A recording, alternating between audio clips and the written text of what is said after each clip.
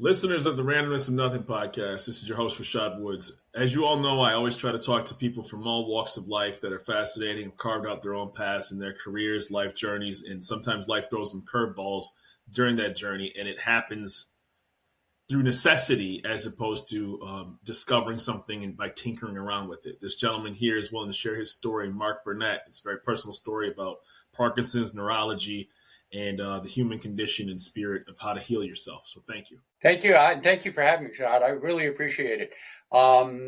Essentially, just to give a little history, my situation started back, I was in Camp Lejeune, North Carolina, which is well known for, unfortunately, having toxic water. I was born there in 1958, making me 67 years old. I should be nice, retired now, sitting on a beach and enjoying myself, right? It ain't happening.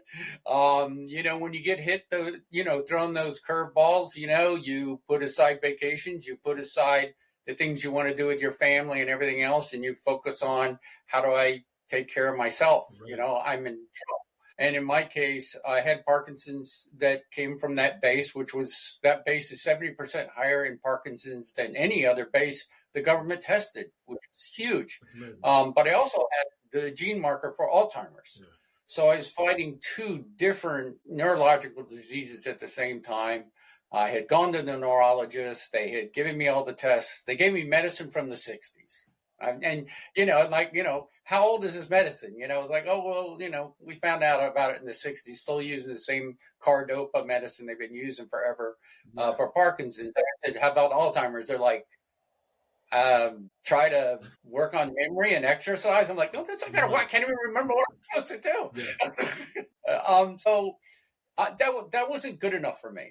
I have spent my life being a database programmer. I built databases for some of the largest companies in the world. And part of what I used to do is start from a blank screen and build. Yeah. And people tell me what they wanted, and I had to learn how to do the research and how to figure out how to do things. Right. To me, this was the same thing. How do you look at something that's impossible, that basically people die from Parkinson's? People die from Parkinson's for sure. Yeah. A lot of famous people, Michael J. Fox got Parkinson's when he was 29, which is very young to have Parkinson's. One of my best friends died of Parkinson's, so I do know what it's like, and I have some other friends with Parkinson's. So my goal kind of became I don't want to follow that path. I don't want to go down that road. So I started studying. I started doing research. Fortunately, the web allows us to do a lot of that. AI allows us to do a lot of that. Right. And I came across a Japanese study which had actually cured mice from Parkinson's and Alzheimer's. And I'm thinking, wait a minute, this is crazy. They cured it. How did they do it? And the thing that happened with that scientific experiments that they did at a university in Japan was they were funded by Big Pharma, which a lot of these groups, of course, are funded by Big Pharma. Mm-hmm. They could not figure out how to make this natural product that came from a seed, from a fruit tree I never heard of before called Zisifat. I know I had to try to break it down phonetically to actually write it down, right? Because I'm like... Yeah, even how to pronounce it. No, right. But the problem was, just like apples, which most people don't know, there's 7,500 different varieties of apples, an enormous amount of apples, because you think all the hybrids and everything else that are out there, right? Yeah. They're crazy. This plant had 100 different varieties. So I'm like, oh my gosh. So I had to find the right cultivator they used with the mice.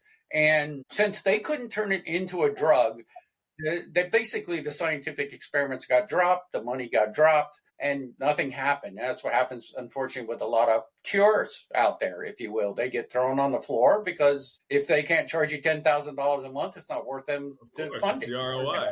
The way it goes, right? So for me, it was like, why don't I just become the next mouse? Right.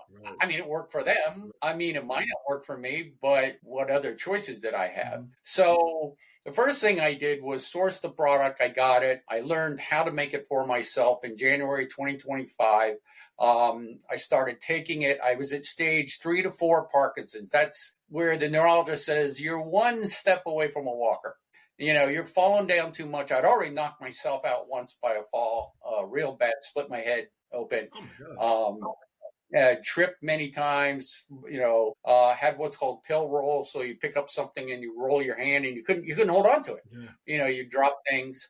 Can I just ask you briefly, if I could ask? So, sure. even though you had the contaminated water that you were born on the Marine base, and I read your story, and I'm just asking briefly, was it something that started curating even as a child over time, that you were more susceptible, but as age came on, it became more prevalent? Is that kind of an accurate description? That's a very accurate description. And most doctors did not recognize the early symptoms of what that was. That nerve damage, actually, I had root canals in every one of my teeth. Every dentist who ever saw me said, I've never seen anyone with this many root canals. I take an x-ray of your teeth and you're like, everything's been, root canals. I said, yeah, because they're highly sensitive, but no one knows why. Yeah. And so this nerve damage was already happening. And I had, my people might be embarrassed to talk about it, but I had ED when I was Michael J. Fox's age at 29. Because of everything. Not exactly the time you want to have ED. It's kind of hard to do. It's mainstream now, but at the time, of your age, I say this respectfully, that was like something that wasn't talked about in every day. Oh, doctors were like, Yeah. Keep it real, and I'm glad you're willing to share it, because it's a health condition. In all seriousness, it is a health condition, right? Condition. And I found out later that a lot of people that get Parkinson's start off with getting ED. Yeah. So that was interesting in my research, that can be a prerequisite to leading into that. And that's because by the nerve bundles that create those elements in ED are the same nerve elements that create urine flow and things like that. Right. So I was having all these conditions nobody could put together. I had fatty liver, yet I didn't drink, so I was like, well, how do I have fatty liver? And they're like, we have no idea. You have elevated liver enzymes, all these things. That's insane, when you look at it from a Camp Lejeune, being poisoned standpoint, or getting in contact with weed killers, Arquat, very well known right now for that. Other weed killers, PCE, which is used in brake cleaner fluid. That was the same chemical in Camp Lejeune, exact same chemical. Wow. And United States only got around to banning that chemical in December of 2024. I'm sorry. There's a separate situation, obviously John Wayne was a heavy smoker, but they said the reason he died was because of the movie The Conqueror, when they were dropping the A-bombs in Utah and Idaho, and they were filming only like 150 miles away from the downdrift of the wind, right? And then every single cast member, I think like 12 different people in the cast, all died of cancer within like 2 years. Exactly.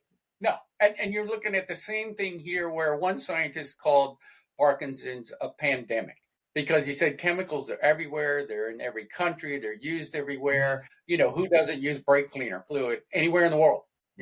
Or some chemical there to clean metal off. And they all are in contact.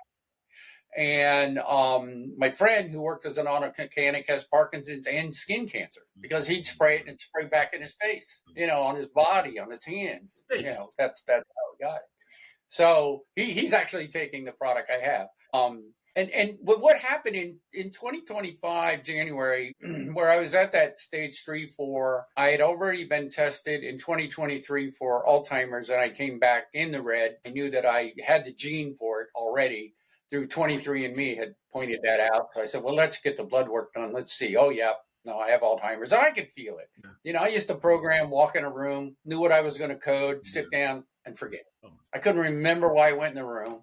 And the worst feeling you can have in your life is I was driving home, been down the road 20 years down that road, and I couldn't remember how to go home. So you can see in real time what was happening. So like in real time, that this is...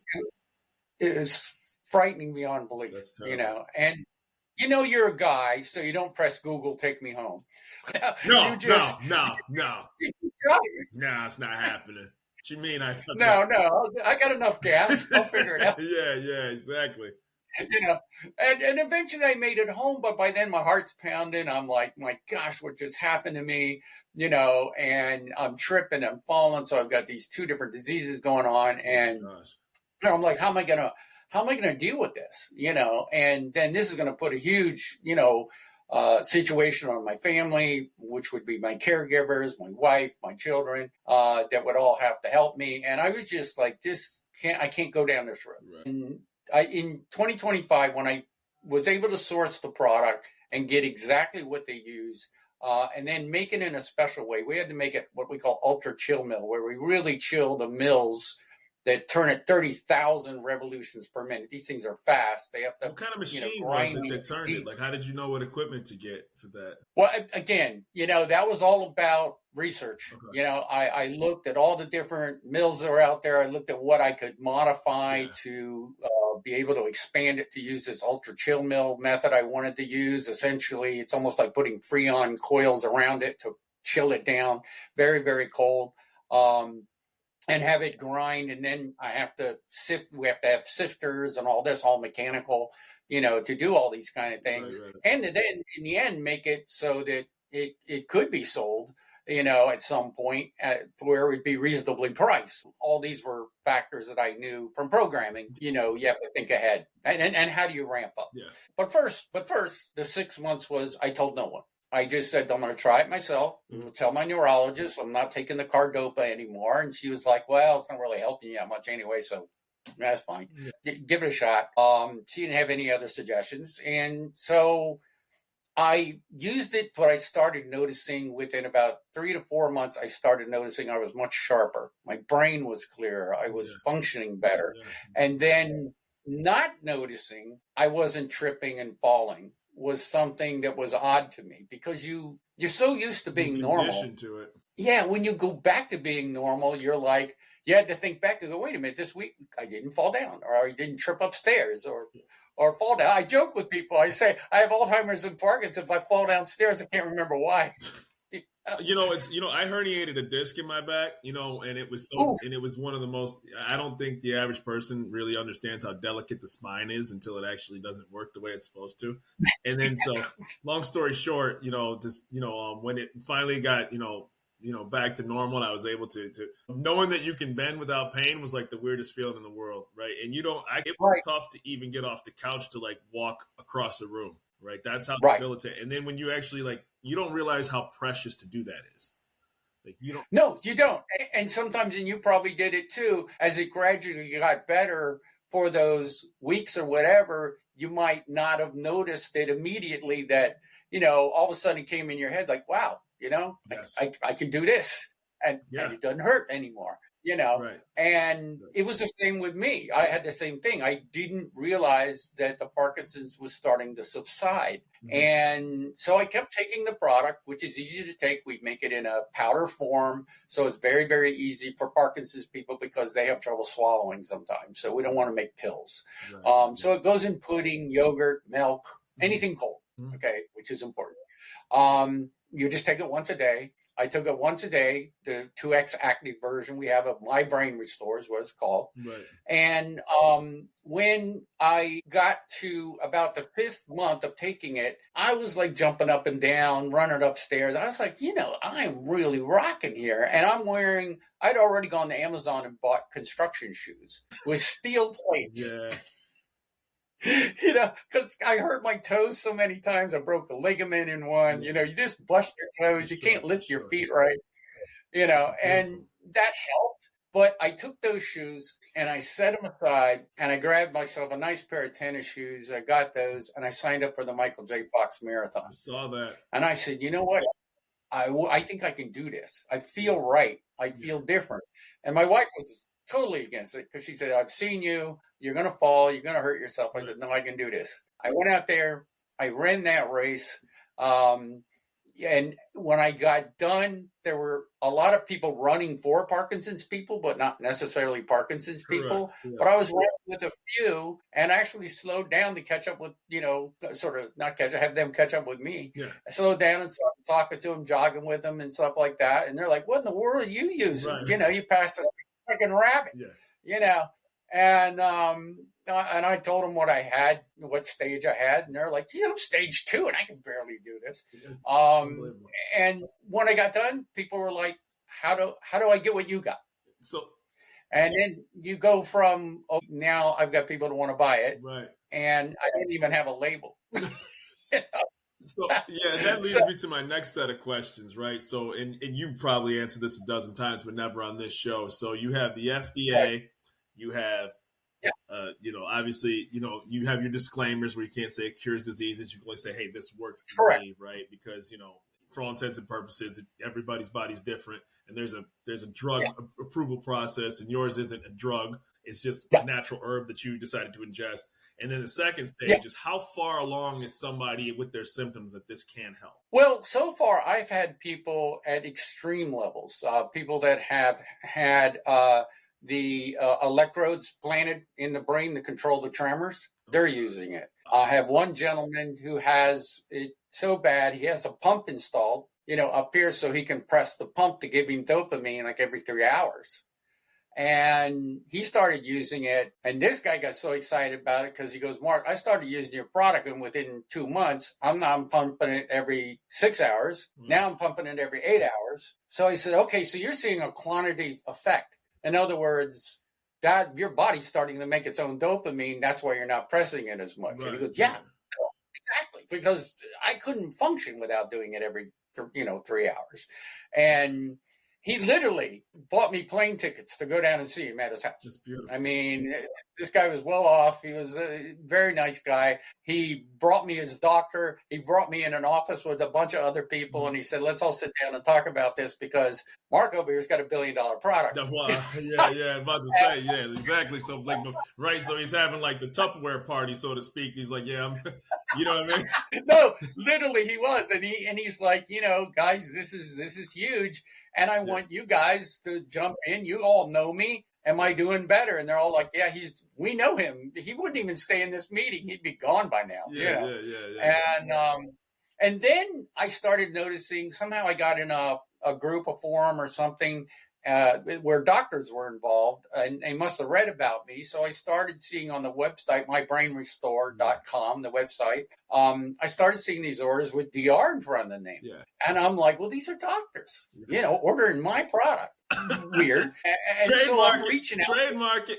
Yeah, I'm like, I'm sending a few messages, and I got to talk to two of them. And one of them was a neurosurgeon, retired. He was like, I've been buying your product there, if you notice, for like 4 or 5 months now. It's working great for me. Wow. And I can tell you one thing, if you can help the brain clear itself of these things, it will do its self-repair. I'm a neurosurgeon. I know what I'm talking about.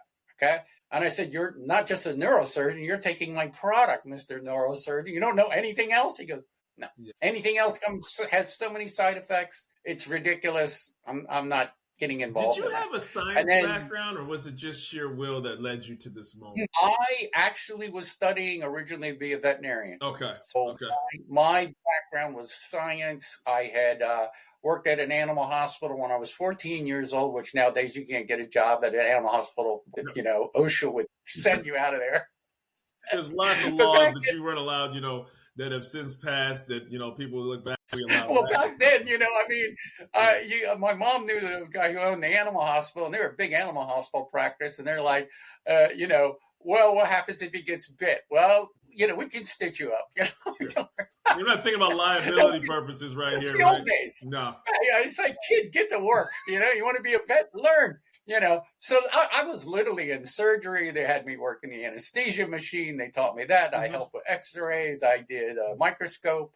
So I had this strong background in science and, how to cure things and how to deal with that. But then when I was in school still, because this is young, in 1975, I was probably one of the first hackers because our school had gotten a terminal from the University of Maryland's mainframe. And we had two of them, one in the guidance room, one in trigonometry. I wasn't in trigonometry. Okay. Yeah. But my friend was, and he says, I think the password will work down at the guidance place. So I went in there and I asked the guidance counselor. I had this nice sheet over the computer because she had no idea how to use it. And it was one of these ones with the phone. You had the dial, hear this tone, put it in, 300 baud modem, connected to the University of Maryland's mainframe. And I taught myself how to code. So were Matthew Broderick in War Games before War Games came out. Burning up time on the University of Maryland's mainframe. You were War Games before War Games then, huh? You broke up a little. I'm sorry. I said you were Matthew Broderick in War Games before War Games then, huh? Well, for me, it was a transition. I understood science already. And to me, this was an element of science I wasn't used to. But I also realized something new, where before you had to treat diseases in animals and things of that nature, and you had to try to, a dog or cat can't talk to you, so you don't know what happened to them, true. So there's a lot of investigation you have to figure out, a lot of thinking you have to do. But with computers, it was that blank screen blinking at you, and you knew where you wanted to go and what you wanted to accomplish. But you had to be able to have the knowledge, or I should say the magic in your brain, if you will, to say, let me be an artist. Let me start drawing here. And you make 1,000 mistakes. When you're coding, things blew up. I got blue screens of death. All those kind of things happen all the time. But you know what? You don't worry about that. Of course you don't care about that. Of course you focus on what's the end result. What do I need to do? For me, it was, how do I reverse 2 neurological diseases? If the daggone mice can do it, then, I might as well just follow the mice. Absolutely. And that's kind of what I did. But then in further research, I found out that the Dutch had discovered a system called the glymphatic system, not lymphatic. Everyone knows, familiar with that term. But the glymphatic system was named by a Dutch scientist. And she had studied it in 2012, that there was another system in the brain that cleared all these things that Parkinson's, dementia, and Alzheimer's lock into the brain, and it can't get out. And she believed it was triggered by inflammation, which could be caused by chemicals. So when you put it all together, to me, it was like, there you go. There's a computer program. Right. Okay, this equals that. Right. That what it's the a very Japanese linear answer to this question. Perfect. Right. Exactly. So to me, it was like, okay, let's see how it'll work on my Parkinson. Number one, I ran into Michael J. Fox thing. Now, how's it going to work on my Alzheimer's? I knew I was sharper, but I had done the blood work back in 2023, which said I was, the Alzheimer's poster child. I was so bad. They're like, you got the gene marker, you got the blood wrong, everything's wrong. And I Googled it, and it says you cannot reverse that blood work. It's impossible. I went to my doctor. I said, I'd like to get that blood work done again. They said, no, I'm not going to order it because your insurance probably is not going to pay for it because it's not reversible. I called around to 10 doctors. You finally get an online doctor who wants $25. Okay. And as soon as you get that, right, you go with it, right? That's just the way I think, right? Hey, can you order this for 100%. Me? They're like, yeah, I want the same test, right. Same lab. I want everything exactly the same. I got that test in October of 2025, and I was 10% better than I was in 2023. That's amazing. And I was like, that was an aha moment, okay, where I said, okay, I just moved the bar on something that Google says is impossible. Now, I pushed the limit in March 2026. I redid that test from the same lab again, going back to that same doctor. I said, let's keep doing it. I'm still taking the medicine. Where am I at now? Did I get worse? Did I stay the same? Now I'm 20% better. That's amazing. At 7% more, which I assume will be in like July, I will be out of the red zone and into the green zone on Alzheimer's, meaning I've beaten it completely. And I'll be the first person in the world to beat Alzheimer's. So my question is, how did you know how much to take? Like, how did you know, like, the dosage, the frequency? Well, the scientific studies had what they gave the mice, but it's a little hard to convert mice size to the heart size is different, more ventricles, more like, it's a mammal, but that's about the only similarity that you're dealing with right now. You know what I mean? Yeah. A bite of cheese versus I might eat a whole bar of cheese. Right. What's the difference? The question is not getting caught in the trap. And the thing I started to realize was, well, I just needed to start taking it where mathematically I could figure it made the most sense. And that turned out at first to be like 2 scoops of the product. And the product, this is without the cover on. This is what the product looks like with the cover. Yeah. So there's our product. Yeah. We have the jar on top here. Yes. Okay. But the product inside is a powder like that. So very easy to take. And I started off with just taking a couple scoops. We got a scooper, which is a half teaspoon, and then trying to figure out, well, what could I mix it in with that would work, that would stay cold? Because I knew that heat was the real bad issue here. You can't put it in hot tea. You can't put it in hot coffee. Anything like that will destroy its neurological effects 100%. That was already known. The scientists knew that, and it was known prior to that. And so I started mixing in a little bit with pudding and a little bit with that. I could tolerate it. So really for me, it was like, well, how do I figure out where the toleration level is? Yeah. And for me, I was able to take 4 scoops every day, and I started noticing changes. So that's as far as I went at that time. I eventually got into doing, like 6 scoops. Sometimes I try a little bit more to see if that would cause any issues or any problems. Sometimes I get a little headache, but then again, what are we working on? The head. So there was some logic that, that might cause that. And we do put that in our warnings. Yeah. But do I have doctors with the DR taking, 6 scoops? Yes. I'm like, wait a minute, you're the doctors, guys. You're not listening to me. He goes, patients never listen to anybody. So you're right, and they're patients themselves. Is there any effect on somebody that says, hey, this is, and if you don't know, I understand, like, hey, either somebody's taking it who doesn't have symptoms, who wants to ward off future because of potential problems and, lineage, so to speak. It doesn't have any harm to somebody who doesn't have any symptoms. Well, actually, obviously Parkinson's, Alzheimer's, dementia runs in families. Correct. So we have a lot of people that are buying it as a preventive. We do sell a preventive version, which is basically half the dose, same product. We didn't make any difference to what it was, but you take 2 scoops instead of 4. That's the difference.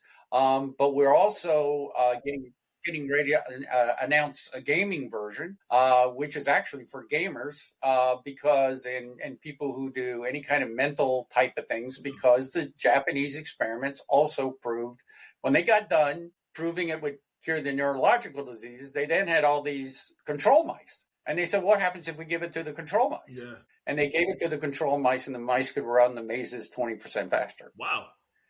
And they were like, okay, this is preventive, and it's also a nootropic. It's helping people's brains clear quicker. It's helping them deal with memory better. So taking tests or cramming for things of that order, it was helping those people. So we have a gamer version. The Dutch had found that the glymphatic system also helps clear out stroke components and brain injuries. Of that order. So we have a sports version coming out, which is going to be for, football, impact traumatic brain injury, soccer players, those are just going to help them stay out of trouble, or could keep a multi-million-dollar NFL football player in a game. I mean, if they can get better in a 2 weeks versus a couple of months, what's that worth? Yeah, that's always fascinating, because now, they have to keep their drug protocols. I'm not saying anything would be flagged, but now they have to, if that's a potential thing that they could be using, they have to obviously do their research on that to make sure, like, hey, this is proven to work. Let's update that so a guy doesn't quote unquote pop dirty, or a woman pop dirty because they're using this. So but the most amazing thing has just happened, and that was in January. Just a couple of months ago, my neurologist retested me and said, Mark, to be honest, and she wrote in there, I'm taking my Brain Restore from mybrainrestore.com. She wrote it right in her paperwork, and she said, I cannot see Parkinson's in you right now. That's incredible. She said, it's just not there. And she goes, I've never seen this happen. She goes, I'm going to talk to my partner. And we're going to start trying to offer it to some of our clients and things like that. That's absolutely amazing. It's new, and everybody's, obviously, new things get scary. But, to me, more scary is the option of these drug companies who say, we're going to repurpose a cancer drug. And this is already happening to make it work on Parkinson's. And the UK just rejected it, one of these cancer drugs, where they did a combination of cancer drugs, because it was only 35% effective, and it costs $250,000 treatment. I was about to say, yeah. Who can afford that? Yeah. Okay, it's way out of the scope of everyone who would have this type of disease, Right. And they said 35% is not worth it, right. Especially with the tremendous side effects that it had. So there's a lot of repurposing going on and trying, but the point is, it's sort of like unplugging a drain. If you think of this glymphatic system and you take the plunger and all this gunk comes up, but it doesn't drain. Right. So if you don't fix the drain, which our product supports that glymphatic system, drainage system, that's the key. You've got to get that. And the only way I could prove that worked was by the blood work, because the amyloid beta test that I took for Alzheimer's was not changeable because it couldn't get out of the brain. But because the ratios changed in my favor, it meant that the amyloid beta was moving out of the brain, where it was getting stuck into the bloodstream and being broken down by the liver like it's supposed. That's why you had the blood test that you did. I don't care. I've given so much blood, I don't have any. I'm hoping my spleen can keep up. Man, you got me crying over here. Are you restricted on your advertising because of what you represent in the product that you're selling? How does that encompass of how you can promote it? Yeah, well, we'd all like to go out there and say, I can say what it's done for me, and people doing reviews can say what it's done for them. That's totally fine. That's not an issue. But we do put on there that, it's not an FDA approved product. It is a supplement, a nootropic. Essentially we can't say that it cures these things or anything like that. People have to make up their own mind. I mean, they can just based upon my journey, which if you go up on mybrainrestore.com and you hit FAQs and you click on free PDFs, you can download my book. Beautiful. So the book is free and people can read my journey all the way from Camp Lejeune to my discovery components. Okay. Mm-hmm. And they can learn about, how this actually works. And with that, I think that helps because there's not a lot of this knowledge out there. Yeah. I was always frustrated by doctors in the U.S. You got 7 minutes with them. They got 2 more patients in the other room, and here's some pills. Go home. Bye-bye. Thank you very much. Well, it's funny you mentioned that, right? Because when I had my back injury, right, and I'm taking this product called cyclopiobenzaprine, and anybody who's ever taken that muscle relaxer, and this is not, I'm not joking when I say this, it will literally put you to sleep in 5 minutes. And I never Googled it. I never researched it. It just was like you went to the local pharmacy, you grabbed the sets of pills, and then I would wake up 6 hours later. And I literally, I didn't even, and I'm talking out of it, waking up, how when you wake up out of a deep sleep and you literally don't even know what's going on around you. Yeah, you have no idea. You don't know what day it is, right? Completely, it was so bad one time. I saw, my family sitting at the dinner table, and I thought it was breakfast. Because I literally thought it was breakfast. I was like, what are you guys doing? I said, because I slept I couldn't hear it. It was, so to your point, that's how powerful some of the stuff that literally is just being handed to you and you're just guinea pigging it in your mouth. Yep, cool. Yeah. Your doctor told you to do it. Right. Yeah. And the problem with taking the cardopa or the dopamine, I'll make a relationship here to Ozempic and insulin. Okay. Yeah. And here's what you have to think about. If you take insulin, you're really taking insulin and you're not really sure if you're giving yourself the right amount all the time. People died from taking too much insulin. They do. Okay. I have a good doctor friend who died from taking too much insulin. He got an emergency call. He hadn't eaten his breakfast yet. He took his fast-acting insulin. He got the emergency call. He's on the phone talking. He hung up the phone, hit the floor, went into a coma and died. That's terrible. And this is okay. But, he just didn't have time to eat and he'd already taken the fast acting insulin. I was diabetic, had the insulin also, but I had the long acting insulin, but I switched to Ozempic. And when I switched to Ozempic, my doctors and everyone had always told me those cells in your body that make insulin are dead. They're in the pancreas. They no longer work. There's no way to get them working. Well, what Ozempic proved was, yes, you can. Yeah. Those work. Yeah. And my doctor didn't tell me to stop taking the insulin. Yeah. So fortunately, I'm wearing one of these patches. My phone's going off at 3:00 in the morning. Eat a candy bar, you're going to die. Yeah. And you learn, Doc, why didn't you take me off that? Oh, yeah, I probably should have. Yeah. I know it ain't your body, but nevertheless. It's only my health. It's only my health. You're not the one at 3:00 in the morning running around, licking sugar off the floor. Somewhere is a Jim Carrey skit that I'm seeing going on. It's the way it is. I'm so used to the battling, Oh my God. And for me, it was, it was really, I realized, okay, Ozempic is making that work. Isn't that the same problem in the brain? Isn't the glymphatic system essentially acting as a blockage component? Mm-hmm. And the cancer medicines are breaking it up, but it can't drain. So if it can't get out through that system, which was probably for me damaged by Camp Lejeune, but for other people damaged by who knows what, weed killer, any sort of inflammation, long-term COVID. I mean, they have a lot of list of things that the glymphatic look at system asbestos was used in industrial buildings until the 70s, right? Yeah, Lyme disease. I've got people taking this for Lyme disease, things like that, because they get the foggy brain. Okay, so the concept that if you move those things out of the brain, if you can get the brain system, the glymphatic system, which our system, and I can say this supports that glymphatic system. So legally, I can say that wording. By doing that and supporting it and getting it to move, what happens afterwards is a cleanup crew, and that's the key. That's why I am where I'm at with Parkinson's. That's why my Alzheimer's is one step away from me going to the Alzheimer's Association and saying, hey, that white flower you're going to award, and they are, to the first person who beats Alzheimer's. I've already told them, I said, you're going to award it to me. I've told 3 or 4 of them. And they're like, okay, when you hit the green, we'll talk. And I got to tell you this. I'm like, well, we won't talk. You'll be handing me a flower. This is absolutely, and the other thing that people aren't really talking about, obviously, is the burden that can be lifted on the people that are taking care of people. And that doesn't get the attention that it deserves, because those people have to, I don't want to say this in a bad way, but they sometimes have to suffer silently, right? Because there's not a lot of resources for, typically it's adult children, it's the spouse, so if there's a way to offer some relief in that avenue, that could also be a positive thing, not just on the person that's taking this. Well, and it was another reason we made it the way we made it, was this powder form versus a pill, because one of my friends who hauled Agent Orange.